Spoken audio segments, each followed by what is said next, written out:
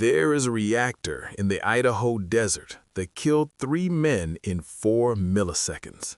Not from radiation, though that came later, not from fire, though that burned for hours, but from a physics problem so simple it appears in first-year engineering textbooks.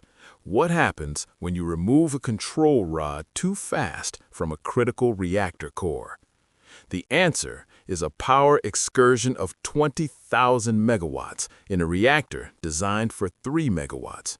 A steam explosion violent enough to lift a 40-ton reactor vessel 9 feet into the air. A pressure wave that impaled one man to the ceiling with his own control rod, killed 2 others instantly, and contaminated a facility so thoroughly that it took months to recover the bodies. This happened on January 3, 1961, at 9:01 p.m. Mountain Time, at a small military reactor in the Idaho desert called SL-1, Stationary Low Power Reactor Number 1, an experimental reactor designed to provide electricity and heat to remote military installations in the Arctic. It was America's first and only fatal reactor accident, and to this day, no one knows with certainty why it happened. This is the story of SL-1, how it was built on Cold War ambition, how it operated on the edge of safety limits, and how it ended in an explosion so violent that rescuers found one victim's body pinned to the reactor building's ceiling by a control rod driven through his groin and out his shoulder. The Cold War reactor. In 1955, the United States Army faced a problem. The Distant Early Warning Line, a chain of radar stations stretching across the Arctic from Alaska to Greenland, required electricity and heat in locations hundreds of miles from any power grid. Diesel generators were expensive to operate and required constant fuel deliveries across impossible terrain. What the Army needed was a compact, self-sufficient power plant that could operate for years without refueling in the harshest environment on Earth. The answer was nuclear. A small reactor, perhaps 3 megawatts thermal, could generate 300 kilowatts of electricity and provide heating for an entire radar station. The fuel would last 3 years. The design would be simple enough for military personnel to operate without advanced nuclear training. Argonne National Laboratory received the contract to design what became the Army Package Power Program. SL-1 would be the prototype, built at the National Reactor Testing Station in Idaho, 40 miles west of Idaho Falls. The site was ideal for testing dangerous reactor concepts, remote desert, far from population centers, surrounded by land the government already controlled for nuclear weapons testing. If something went wrong with an experimental reactor, the consequences would be contained. Construction began in 1957. The reactor building was unremarkable, a simple steel and concrete structure 48 feet high, designed to house a small reactor core in a tank of water. The design was deliberately simple. No expensive pressure vessels, no complex cooling systems, just fuel assemblies in water, control rods to regulate the reaction, and boron strips to provide additional neutron absorption. The fuel was unusual. Uranium-aluminum alloy clad in aluminum arranged in assemblies that looked like flattened boxes rather than cylindrical rods used in commercial reactors. 40 fuel assemblies total, containing approximately 30 kilograms of enriched uranium. Control of the reactor depended on 5 cruciform control rods, strips of cadmium arranged in a cross shape that could be raised or lowered into the core. When fully inserted, they absorbed enough neutrons to shut down the fission reaction. When withdrawn, the reaction accelerated. The central control rod, the one in the middle of the 5, was the most reactive. Calculations showed that if it were withdrawn completely from a critical reactor, it would add enough reactivity to cause a prompt critical excursion.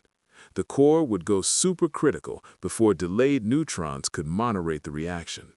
Power would spike exponentially. But withdrawing the central rod completely required pulling it 20 inches out of the core. The designers assumed no operator would ever do this. Procedures required moving control rods slowly in small increments while monitoring neutron flux. Even if someone violated procedures, they would have to deliberately yank the rod out in one motion. No one would do that. It would be obviously dangerous. It would violate every safety protocol. It would be essentially suicidal. On the night of January 3, 1961, someone did exactly that. The crew. 3 men were working at SL-1 that night. Richard Legg was 26 years old, an Army specialist with nuclear training. He had worked at SL-1 since 1959, long enough to know the reactor's quirks and limitations. He was scheduled to deploy to Greenland soon, where he would operate a similar reactor at a remote radar station. SL-1 was his final training.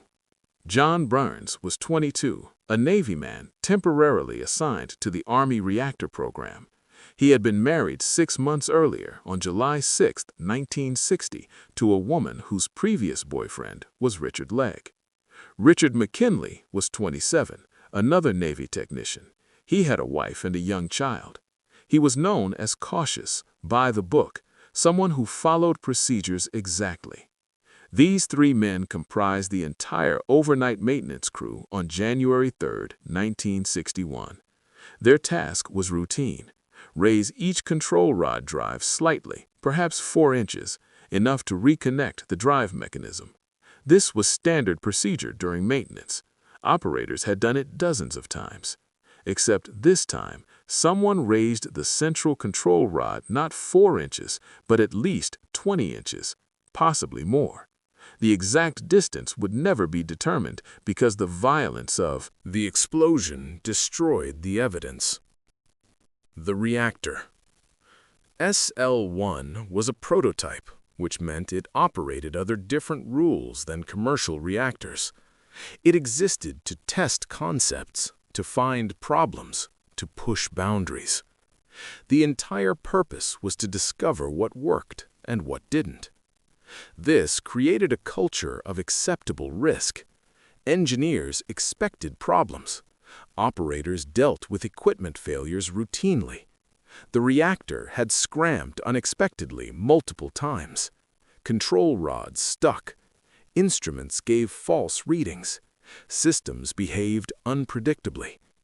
But it always restarted. Problems were fixed. Operations continued. The reactor was teaching them what they needed to know. One persistent problem involved control rods sticking. The fuel assemblies were aluminum. Aluminum oxidizes in water, forming aluminum oxide, which is abrasive. Over time, this oxide accumulated in the channels where control rods moved, creating friction. Control rods that should move smoothly would stick. Operators would have to force them. Sometimes they used excessive force, yanking on rods to break them free from oxide buildup. Procedures warned against this. Control rods were supposed to move smoothly.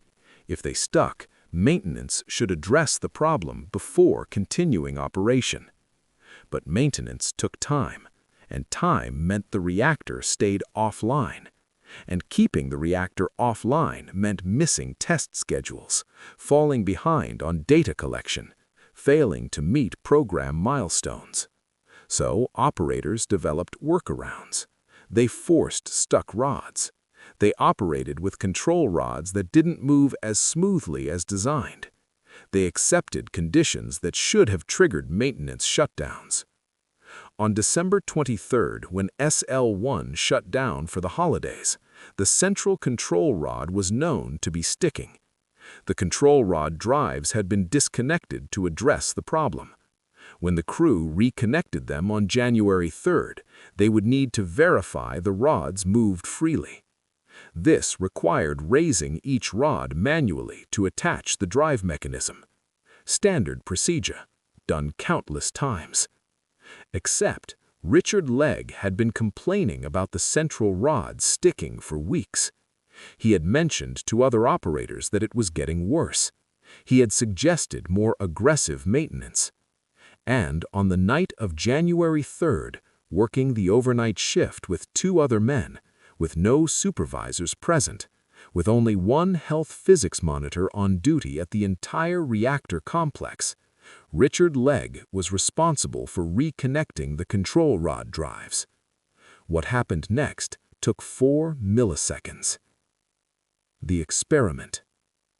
SL-1 was part of a broader Army program to develop portable nuclear reactors. The concept was ambitious.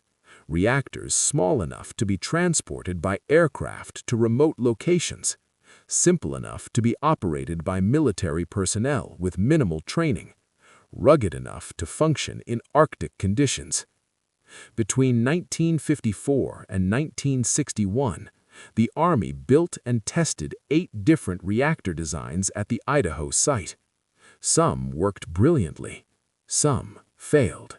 Spectacularly. SL-1 was somewhere in between. The reactor first achieved criticality on August 11, 1958. Initial tests were successful. The reactor produced the expected power. Control systems functioned adequately. The design appeared viable. But as testing continued, problems emerged. The aluminum fuel cladding corroded faster than predicted. Oxide buildup and control rod channels required frequent maintenance. The boron strips used for additional neutron absorption were degrading. Most concerning was the reactor's behavior during rapid power changes. When power increased quickly, temperature variations in the core created reactivity feedback effects that made control difficult. Operators had to be extremely careful when adjusting control rods to avoid power oscillations. In December 1958, during a test of rapid startup procedures, SL-1 experienced an unexpected power excursion. Power spiked to several times the intended level before operators scrammed the reactor. The incident was investigated, attributed to operator error, and dismissed as a learning experience.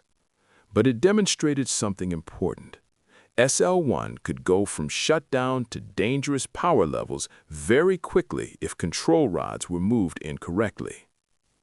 By 1960, the Army was losing interest in the portable reactor program. Diesel generators had become more efficient and reliable. The logistics of deploying nuclear reactors to the Arctic were proving more complicated than anticipated. Budget pressures were forcing program consolidation. SL-1's mission was ending. The reactor would operate through early 1961, collecting final data, then be shut down permanently. The crew working on January 3rd knew this. They knew SL-1 was obsolete, that their jobs would end when the reactor closed, that this was essentially busy work until decommissioning. What they didn't know was that the reactor core contained approximately 3,000 curies of fission products from 2 years of operation, and that those fission products were about to be dispersed throughout the reactor building in a steam explosion violent enough to embed fuel fragments in the concrete walls. Chapter 2. The Night. January 3, 1961 was cold in the Idaho desert. Temperature at the National Reactor Testing Station dropped to 15 degrees Fahrenheit by evening. Snow covered the sagebrush and volcanic rock that stretched for miles in every direction. The SL-1 reactor building stood isolated in this landscape, a rectangular structure of steel siding and concrete, 48 feet high, surrounded by a simple chain-link fence. No elaborate security, no containment dome like commercial reactors, just an industrial building that could have housed any piece of military equipment. Inside, Richard Legg, John Burns, and Richard McKinley began their shift at 4 p.m. The work order was straightforward. reconnect the control rod drives that had been disconnected on December 23rd from maintenance. The task required accessing the top of the reactor vessel, a platform 40 feet above the building floor.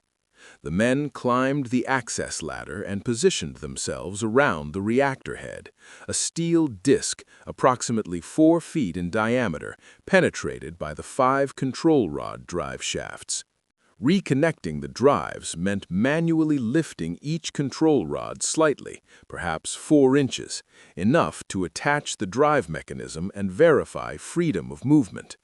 The procedure called for 2 men on the reactor head and 1 at the control panel, monitoring instruments. Richard McKinley took the monitoring position. John Burns and Richard Legg worked on the reactor head. At 6 p.m., they took a break. The health physics monitor on duty, Ed Valerio, was working in an adjacent building. He saw lights on in the SL-1 reactor building. Everything appeared normal. At 7 p.m., Valerio checked radiation levels around the site, standard procedure during reactor maintenance. All readings were normal background radiation. SL-1 was shut down, cold, no indication of any problems. By 9 p.m., the 3 men had been working for 5 hours. They had reconnected 4 of the 5 control rod drives. Only the central rod remained. The central rod was known to stick. Legg had complained about it. Maintenance logs documented the problem. The December 23rd shutdown was specifically intended to address it. What happened at approximately 9:01 p.m. will never be known with certainty. No one witnessed it. No recordings captured it. The 3 men who could explain it died instantly. But the physics is unambiguous. At 9:01 p.m., the central control rod was withdrawn from the reactor core at high speed, not 4 inches, not slowly and carefully, but approximately 20 to 23 inches in a single rapid motion. The excursion.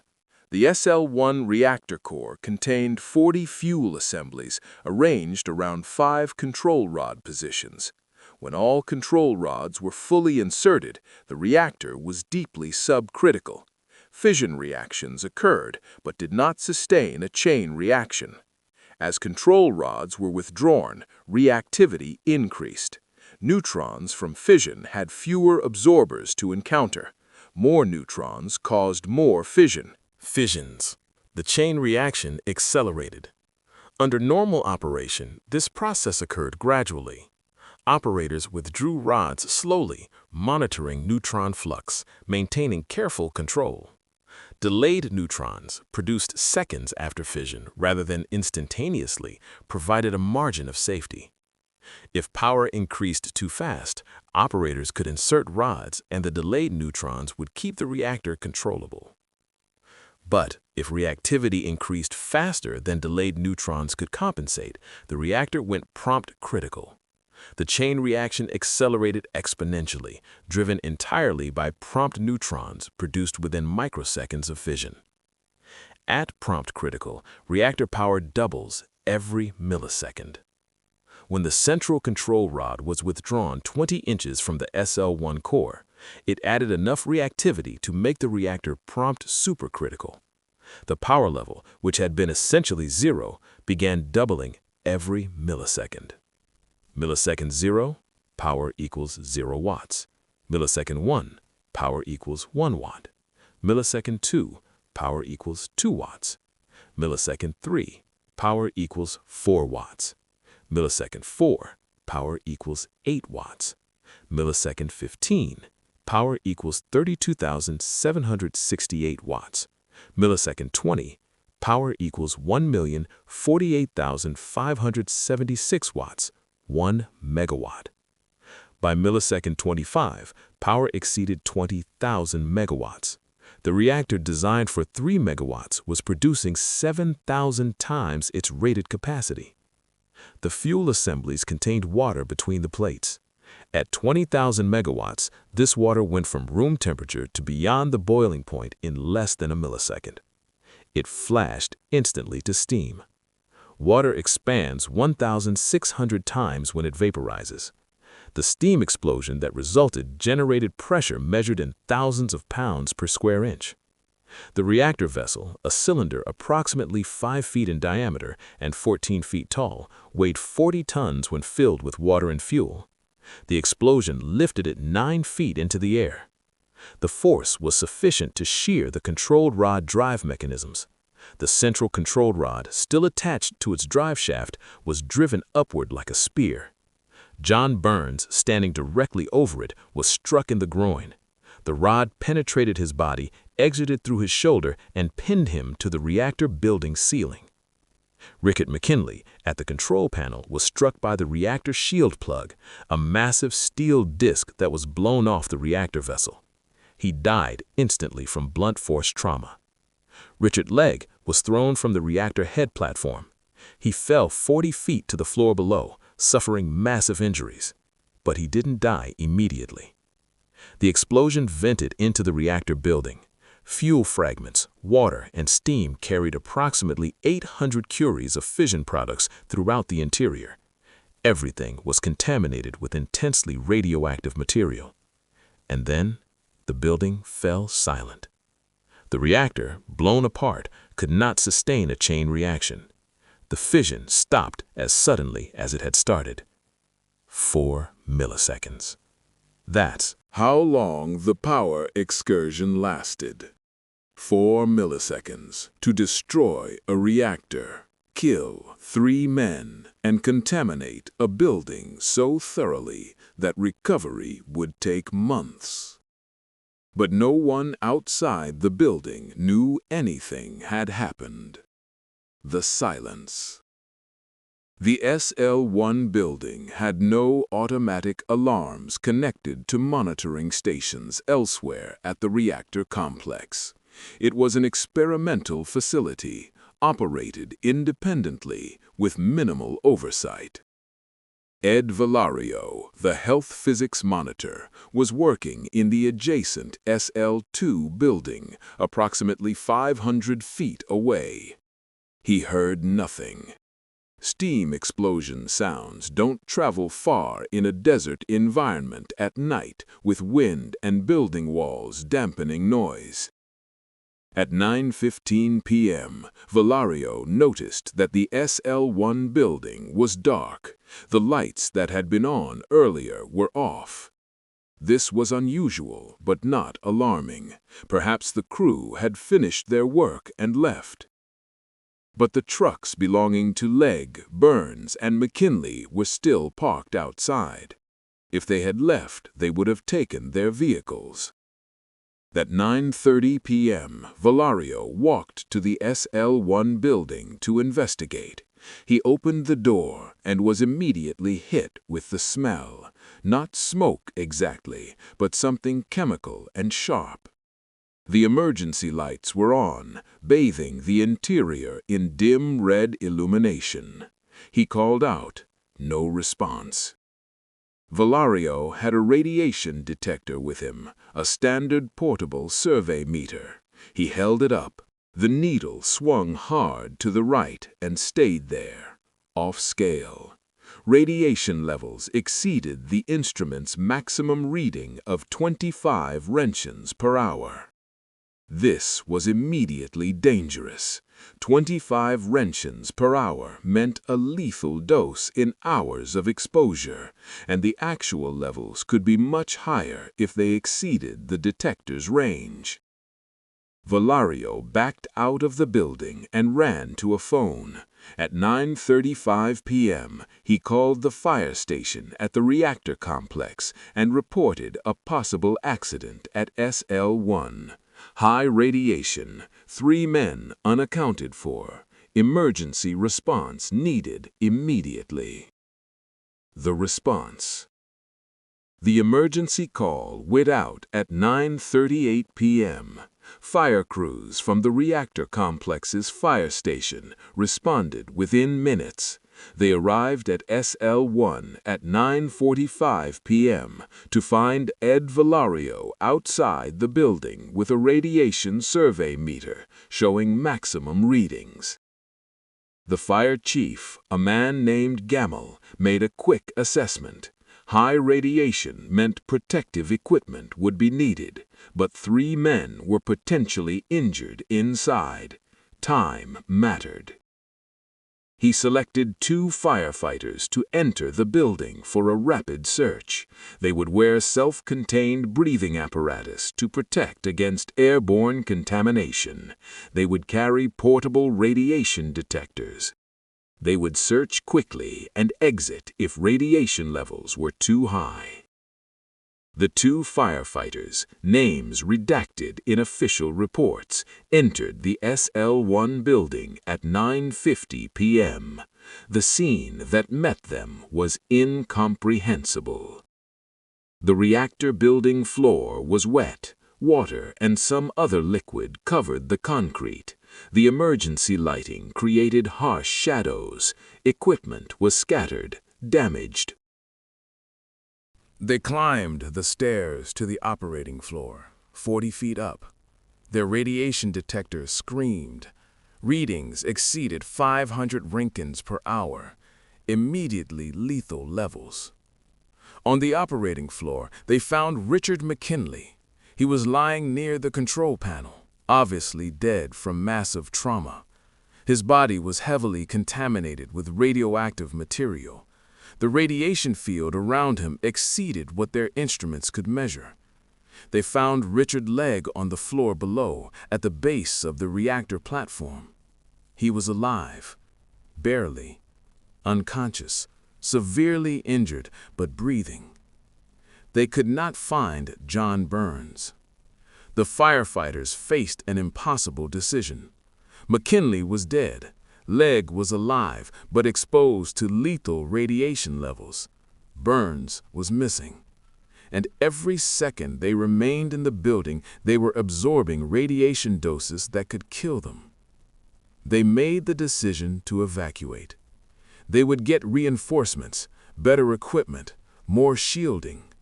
They couldn't save the dead, and they couldn't safely move Legg without risking their own lives. They exited the building at 10:05 p.m. after 15 minutes inside. Both men had absorbed approximately 27 Roentgens, not immediately lethal, but enough to cause radiation sickness. Outside, more emergency personnel were arriving. Health physicists from other facilities, ambulances, site management, everyone trying to understand what had happened. The answers they got from the 2 firefighters were disturbing. 1 man dead, 1 man critically injured but alive, 1 man missing, and radiation levels so high that anyone entering the building would receive a potentially lethal dose in minutes. Chapter 3: The Recovery. At 10:30 p.m. on January 3rd, approximately 90 minutes after the explosion, the National Reactor Testing Station's emergency coordinator declared a site emergency. All non-essential personnel were evacuated from the SL-1 area. Radiation monitoring teams established a perimeter around the building. The immediate question was, could they save Richard Legg? Medical personnel arrived with stretchers and decontamination equipment, but before they could enter the building, they needed to know the radiation levels they would face and how long they could safely remain inside. Health physicists conducted surveys from the doorway. Readings varied dramatically depending on location. Near the reactor vessel, radiation exceeded 1,000 Roentgens per hour. On the ground floor, away from the reactor, levels dropped to 25 to 50 Roentgens per hour. They calculated that a rescue team could enter for approximately 10 minutes before absorbing dangerous doses.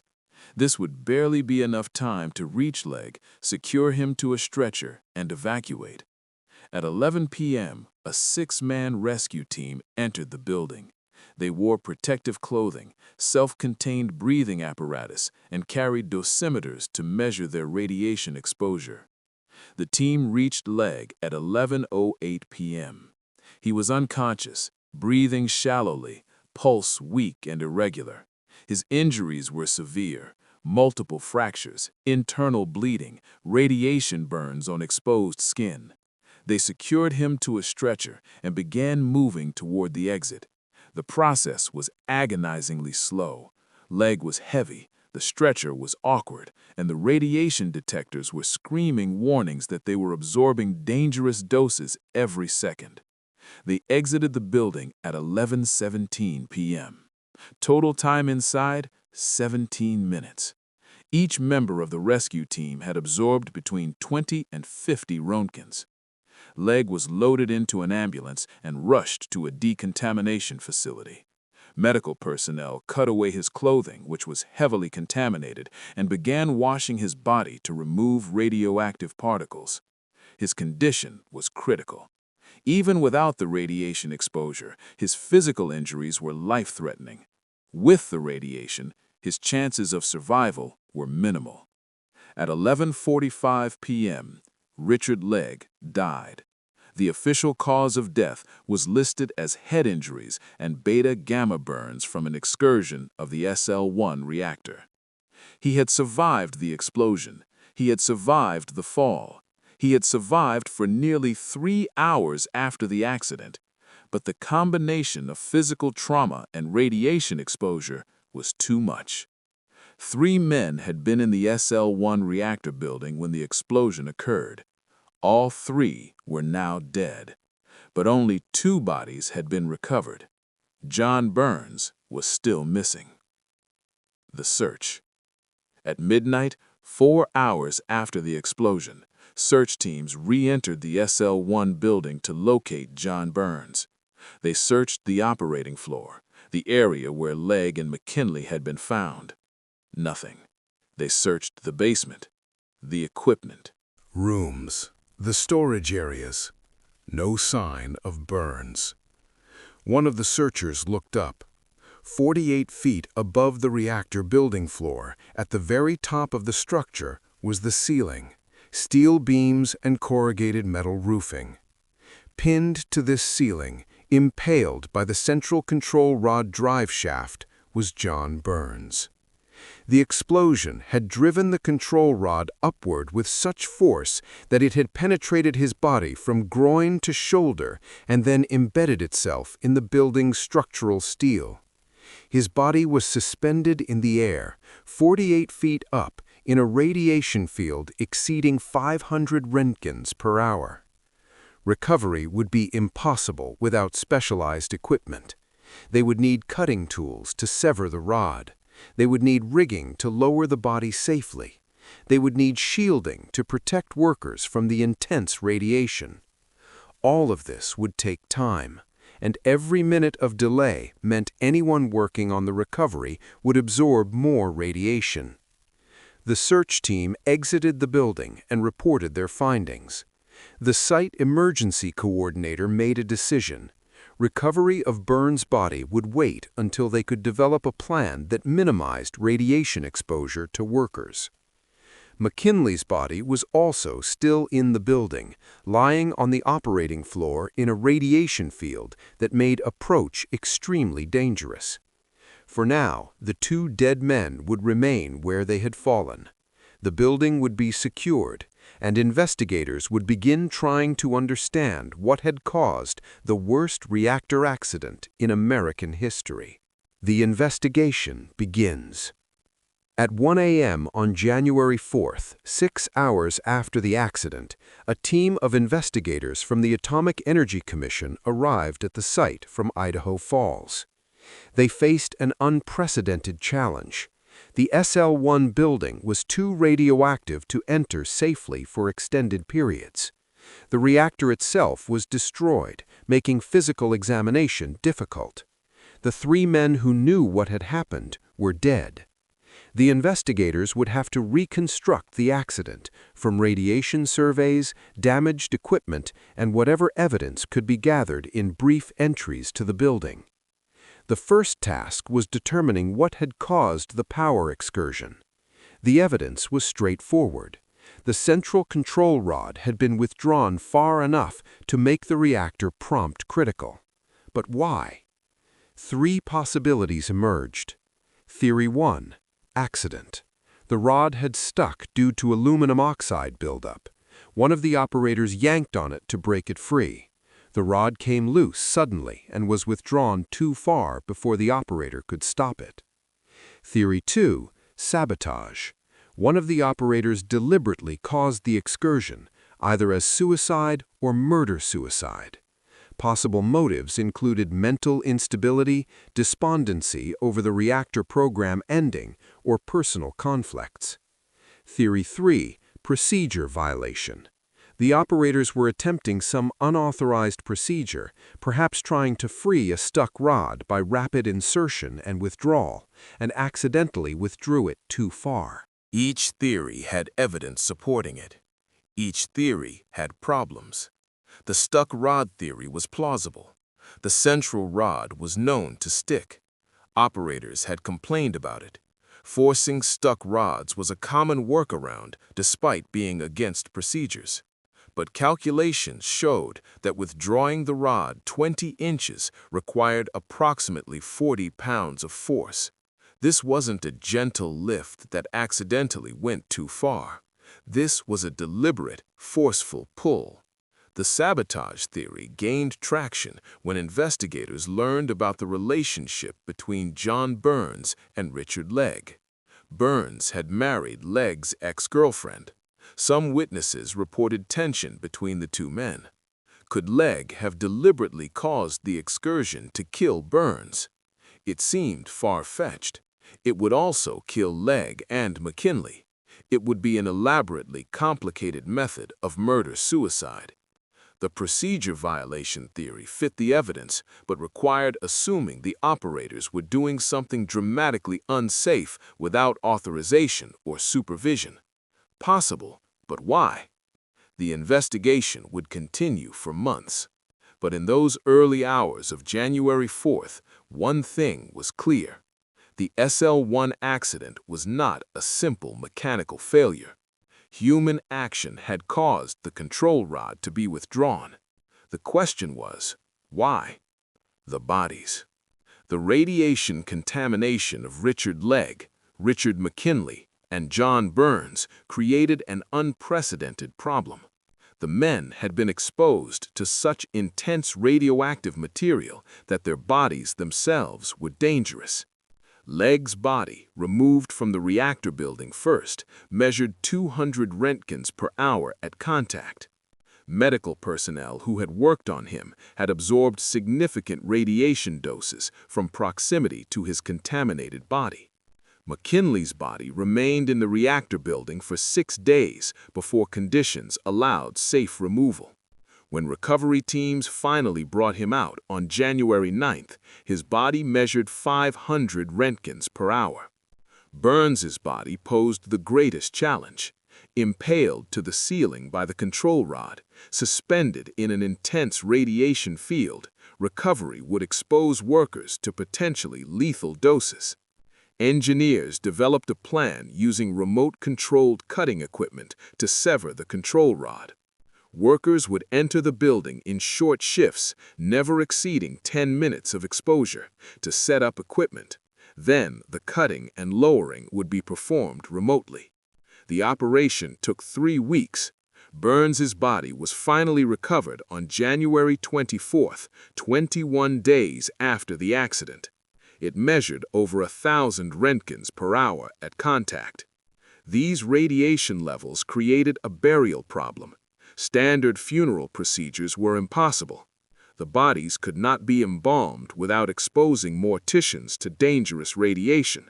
Viewing was out of the question. Even transporting the bodies to a cemetery posed risks. The solution was lead-lined coffins.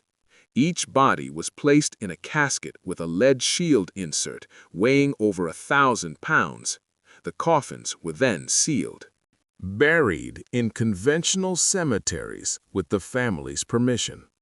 But first, the bodies had to be examined for autopsy, and that would reveal the full horror of what had happened in those 4 milliseconds. The autopsy. The autopsies on the 3 SL-1 victims were performed at a specially prepared facility at the Idaho site. Medical examiners worked behind lead shields, using remote handling tools when possible, minimizing direct contact with the bodies. Richard McKinley showed evidence of massive blunt force trauma. The reactor shield plug, blown off the reactor vessel by the explosion, had struck him. Death was instantaneous. Radiation exposure was secondary to the physical injuries.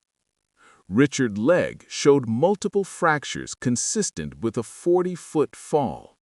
He also showed evidence of radiation burns on exposed skin, indicating he had been alive for some period after the explosion, absorbing radiation from contaminated material around him.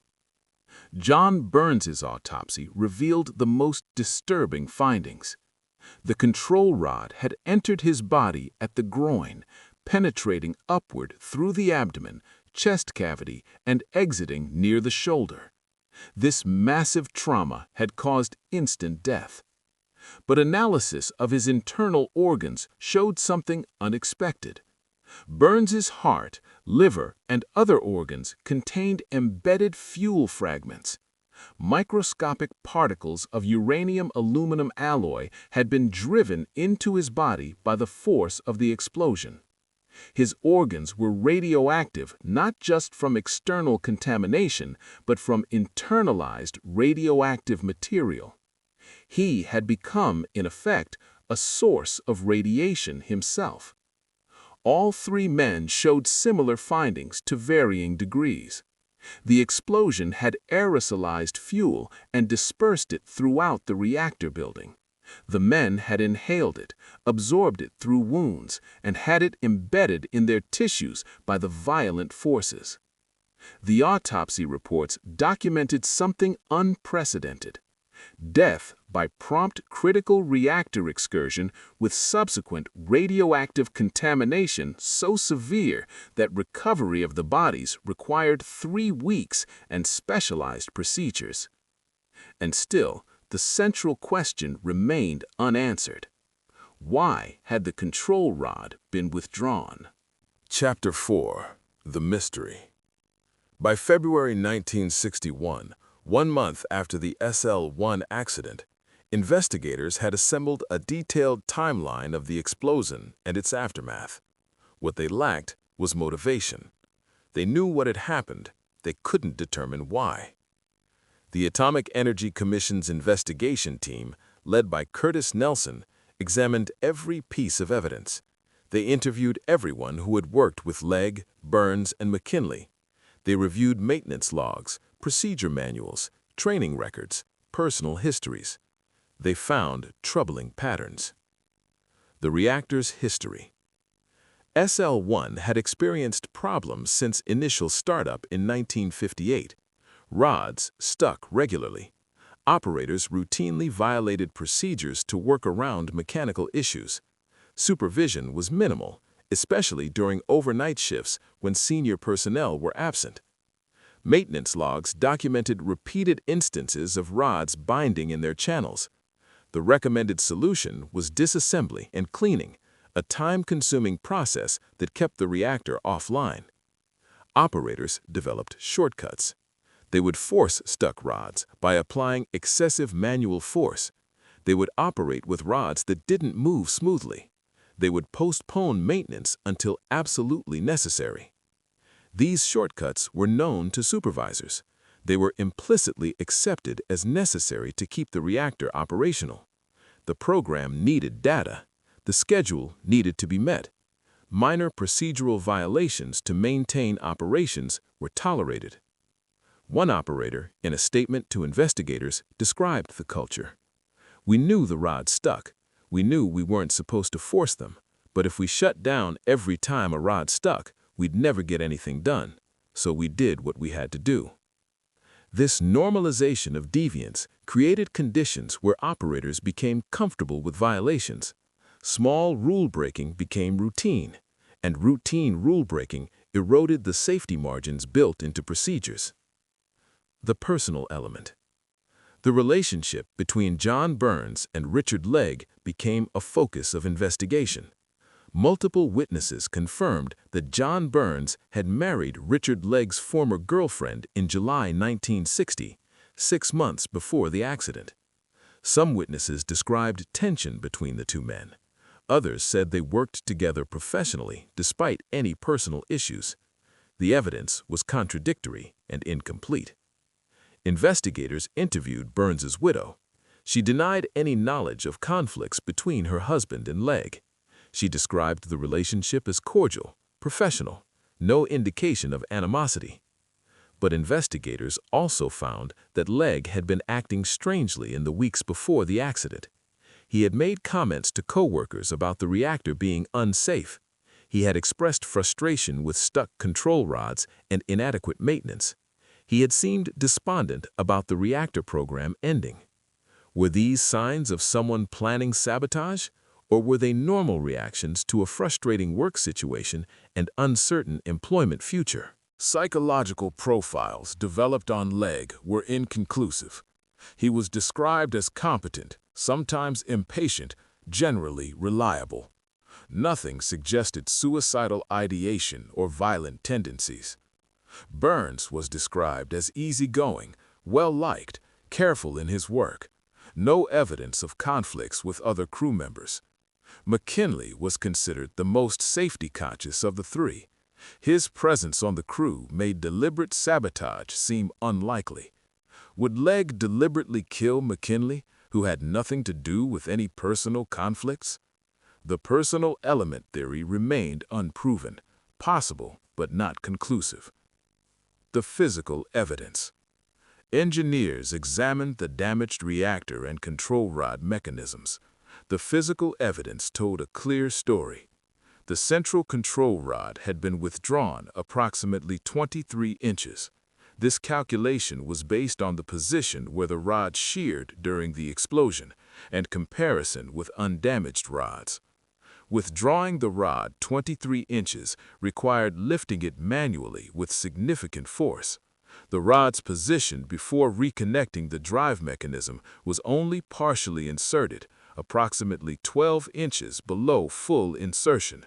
So the operator had to lift it 35 inches total to reach the withdrawal position that caused the excursion. This wasn't a gentle lift. This wasn't accidentally pulling too far. This was forceful, deliberate extraction. But why? The stuck rod theory provided one explanation. If the rod was binding, an operator might pull hard to break it free. If it suddenly released, momentum could carry it upward beyond the intended position. Investigators tested this theory. They created a mock-up of the control rod assembly with similar sticking behavior. Test subjects were asked to free the stuck rod.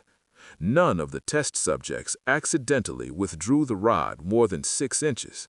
Even with deliberate effort to simulate losing control when the rod broke free, they couldn't replicate a 23-inch withdrawal. The conclusion was disturbing. Someone had deliberately withdrawn the central control rod far enough to know they were violating procedures. Whether they understood they were creating a prompt critical condition was uncertain. The radiation evidence. Analysis of fission product distribution in the reactor building provided additional information about the explosion itself. The fuel fragments and aerosols were distributed in a pattern consistent with a steam explosion originating in the reactor core. Material had been ejected upward and outward in a cone shape.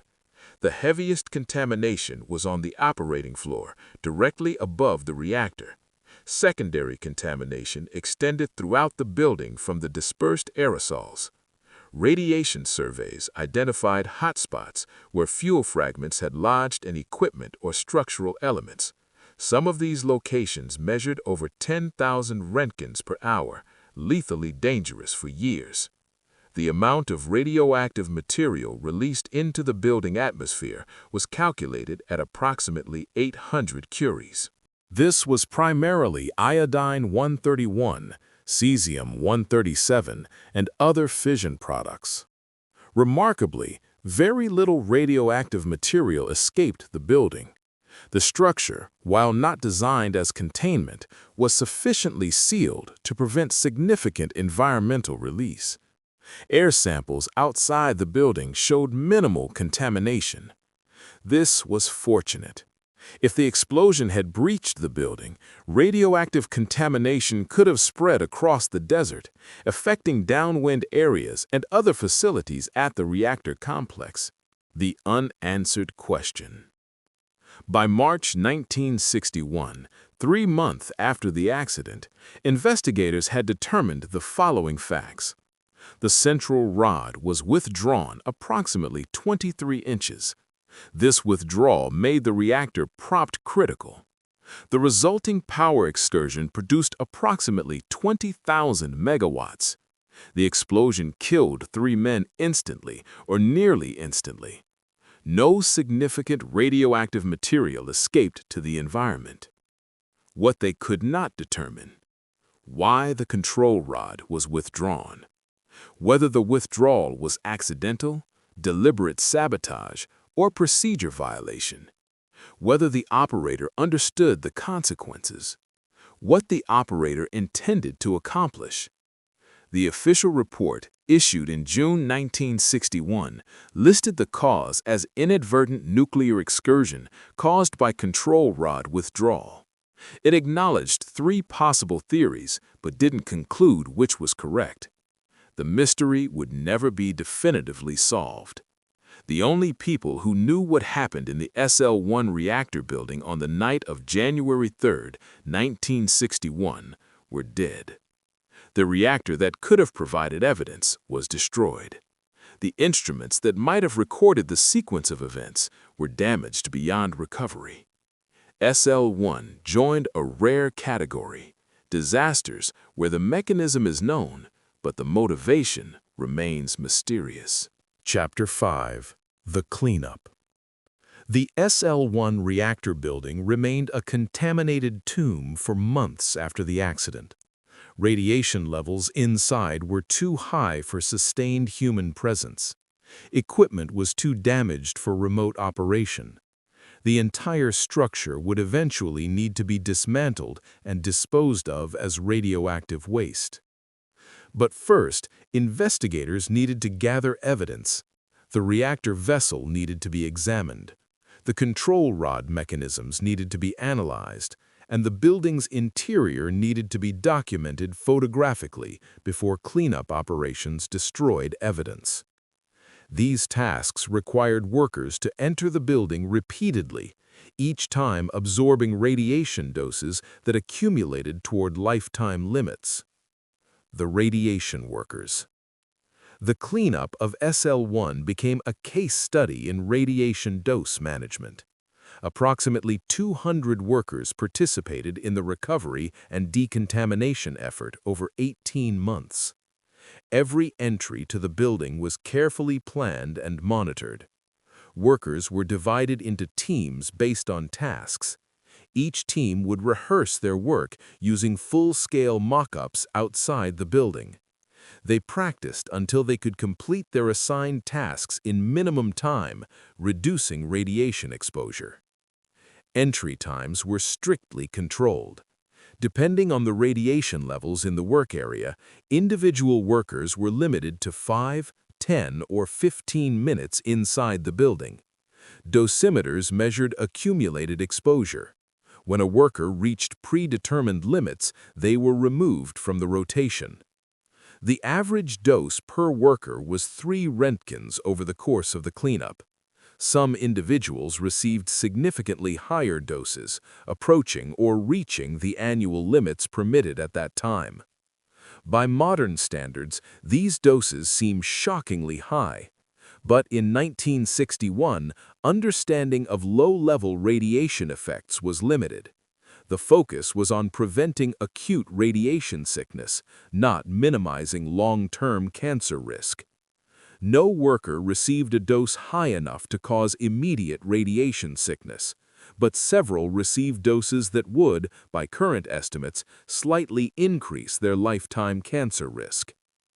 The reactor vessel. In March 1961, teams began the process of accessing and examining the reactor vessel. The explosion had lifted the 40-ton vessel 9 feet off its support structure and dropped it back down at an angle. The vessel itself was intact despite the violence of the excursion. This was remarkable. The explosion had been contained within the vessel until pressure vented through the top, preventing vessel rupture. Engineers needed to understand what had happened inside the core during the 4-millisecond power spike. They needed to examine fuel assemblies, control rod channels, and structural components. The plan was to remove the reactor vessel from the building, transport it to a shielded facility, and disassemble it in a controlled environment. This operation took 6 months. Workers had to cut through piping and supports in high radiation fields. They had to rig heavy equipment to lift the vessel. They had to construct shielding and transport containers. In September 1961, the reactor vessel was removed from the SL-1 building and transported to a hot cell facility where it could be safely examined. The core examination. What investigators found inside the reactor vessel shocked them. The fuel assemblies were devastated. Aluminum cladding had melted. Uranium-aluminum alloy fuel had fragmented. Some fuel pellets had vaporized from the extreme temperatures reached during the millisecond-long power spike. The arrangement of fuel assemblies had changed. The explosion had shifted components from their original positions. Some assemblies had collapsed. Others had been displaced upward by the steam pressure. The control rod channels showed evidence of the mechanical problems operators had reported. Aluminum oxide buildup was severe in several locations. The central rod channel, in particular, showed scoring and deformation that would have caused binding. This provided support for the stuck rod theory. The central rod had definitely been difficult to move. An operator attempting to free it could have applied excessive force. But the examination also showed something else. Tool marks on the control rod that suggested someone had attached a lever or extended handle to increase mechanical advantage when lifting the rod. This was not standard procedure.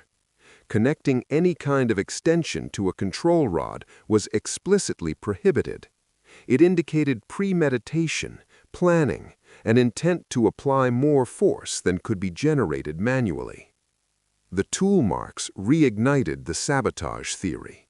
If someone had deliberately prepared equipment to forcefully extract the control rod, it suggested intent rather than accident. But no such tool was found in the wreckage. If it existed, it had been destroyed in the explosion or removed before investigators arrived. The evidence remained frustratingly incomplete. The disposal. By late 1961, the SL-1 reactor vessel and fuel assemblies had been examined to the extent possible. The question became what to do with the radioactive wreckage. Burial was the only practical option.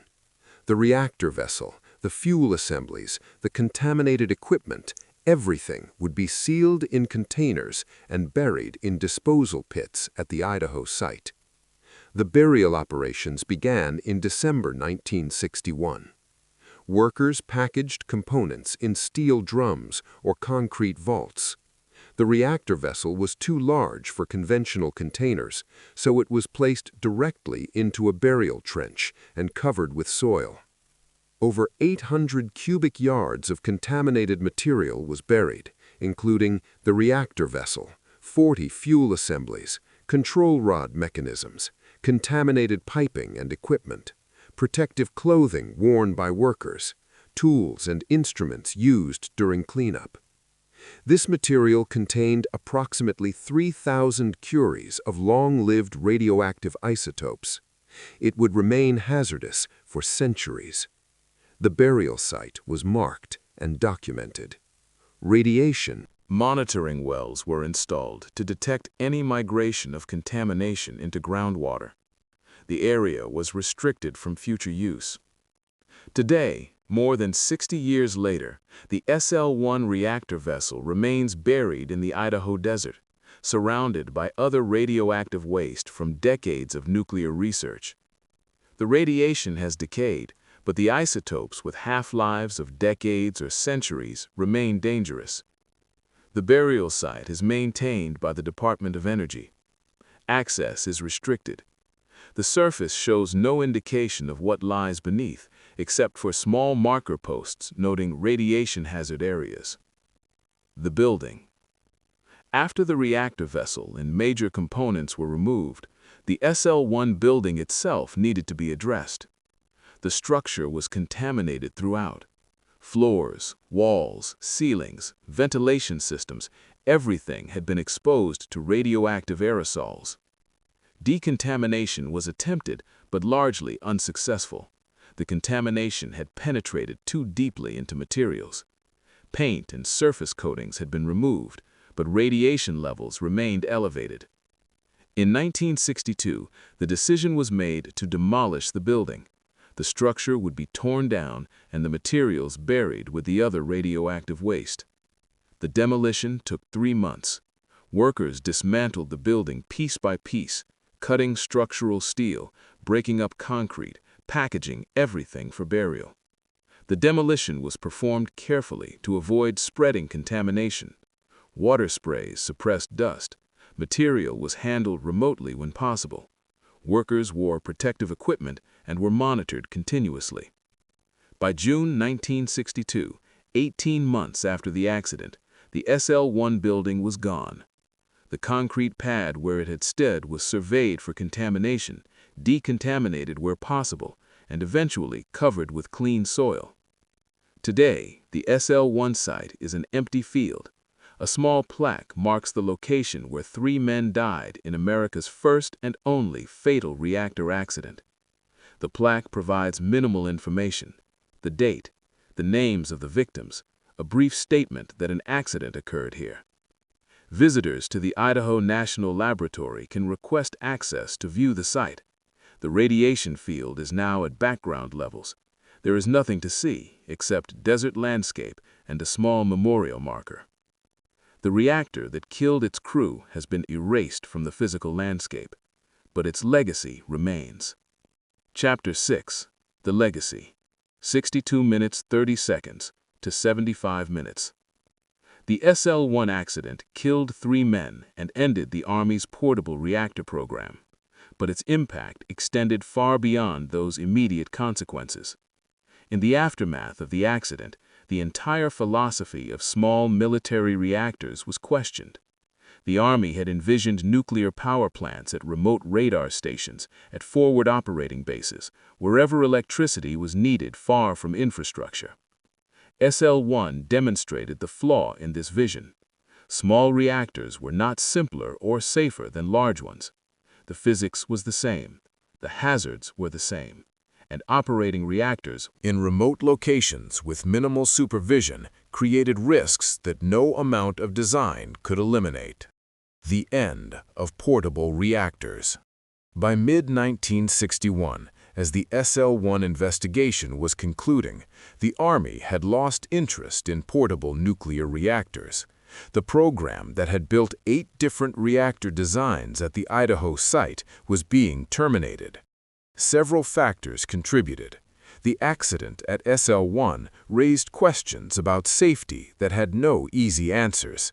The logistics of deploying and maintaining reactors at Arctic sites proved more complex than anticipated, and diesel generators had become efficient enough to compete economically with small nuclear plants. One by one, the Army reactors were shut down. SL-2, adjacent to SL-1, operated until 1962 before being decommissioned. The PM-series reactors, designed for installation at military bases, were canceled before deployment. The entire program was quietly abandoned. The Navy's reactor program continued successfully. Ships and submarines required power densities that only nuclear reactors could provide, but land-based military reactors were recognized as an answer looking for a question that had been solved by conventional technology. By 1965, the military portable reactor program was history. The infrastructure built to support it was repurposed for other nuclear research. The expertise developed migrated to commercial reactor programs, and the lessons learned at SL-1 became classified case studies taught to every nuclear operator in the country. The safety culture change. SL-1 forced the nuclear industry to confront uncomfortable truths about operational culture. The accident hadn't been caused by a design flaw. The reactor could have operated safely if procedures had been followed, but procedures hadn't been followed, and the culture that allowed procedure violations directly contributed to the disaster. This recognition triggered changes in how nuclear facilities approached operations. Training was restructured. Before SL-1, operator training focused on normal operations and obvious emergencies. After SL-1, training emphasized strict procedural compliance and understanding why procedures existed. Supervision was increased. The practice of allowing small crews to work overnight shifts without senior oversight ended. Minimum staffing requirements were established. Every operation required multiple qualified personnel. Procedure adherence became absolute. The culture of tolerating minor violations to maintain schedules was eliminated. Any deviation from procedures required formal authorization and safety review. Control rod interlocks were redesigned. Reactors were modified to make it physically impossible to withdraw control rods too far or too fast. Engineering controls replaced reliance on operator discipline. These changes didn't happen immediately. The nuclear industry in 1961 was still developing its safety philosophy, but SL-1 provided a cautionary example that influenced reactor design. Operations for decades. The regulatory impact.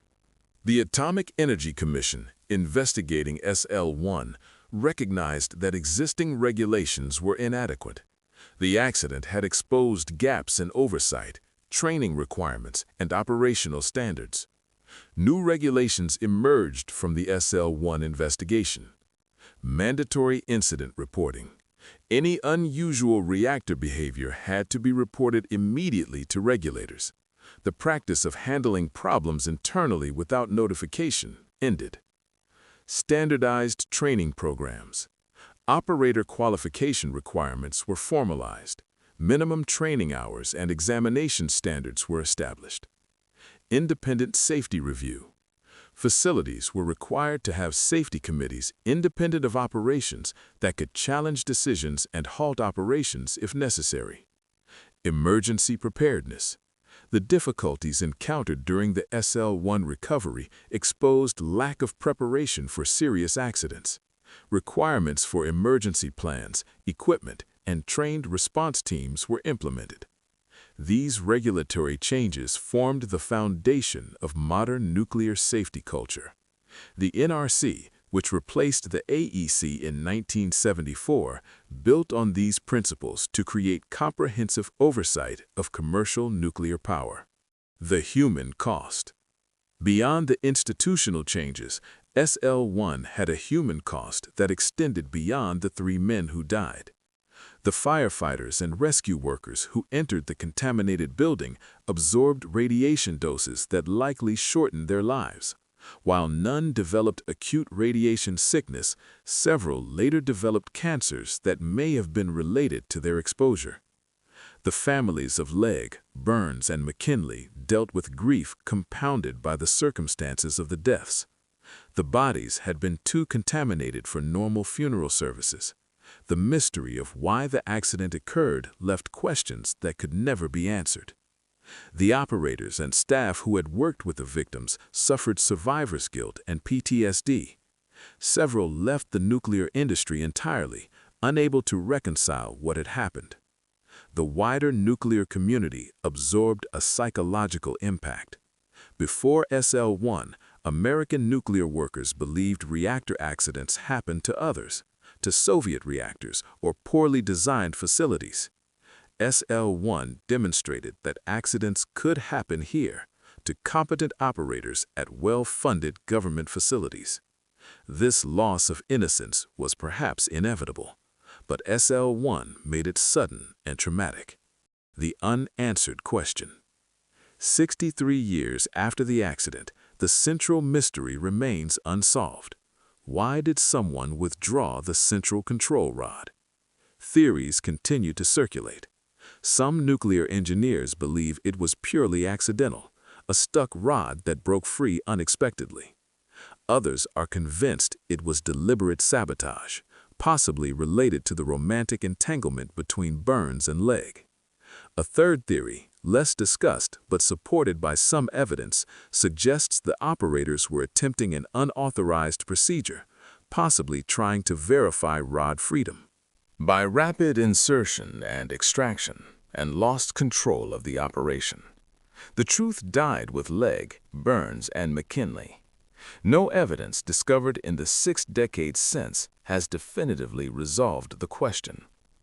Perhaps this is SL-1's most lasting legacy, a reminder that nuclear safety depends not just on engineering and procedures, but on understanding human behavior, motivation, and the ways people can deviate from expected actions.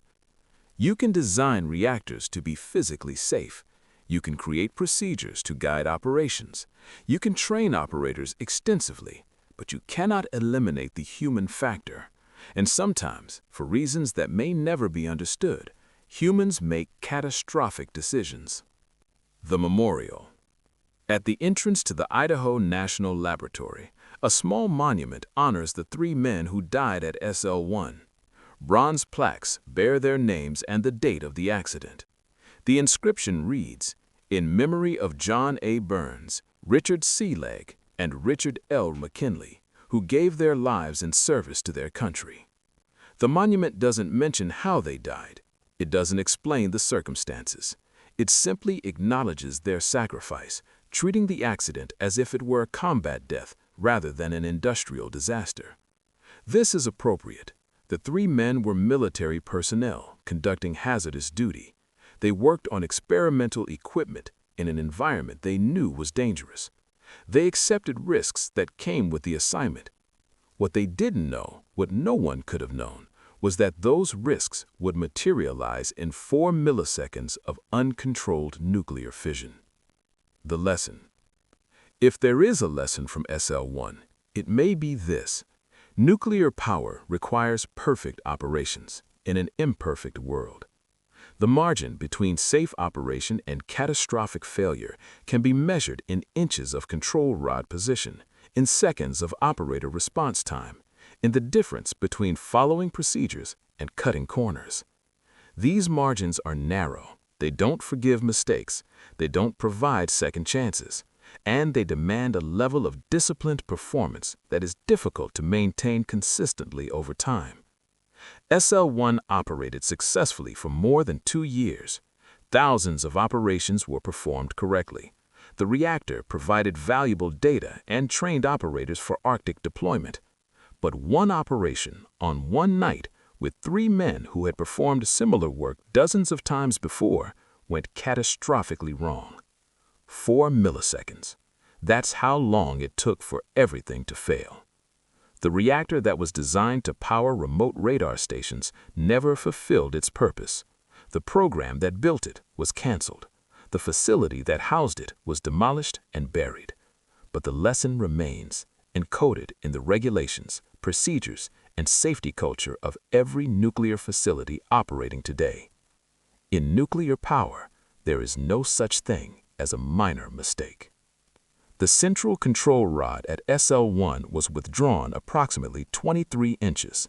That movement, taking perhaps 2 seconds, released energy equivalent to several pounds of TNT in 4 milliseconds. 3 men died. An industry was transformed, and a mystery was created that will never be solved. The reactor that killed its crew is gone, but its legacy lives on in every nuclear facility in America, in every procedure that emphasizes strict compliance, in every training program that teaches why shortcuts can be fatal. SL-1 was America's first nuclear accident. Because of the lessons learned, it remains the only fatal reactor accident in American history. That record is built on the graves of John Burns, Richard Legg, and Richard McKinley, and on the memory of 4 milliseconds that changed nuclear safety forever.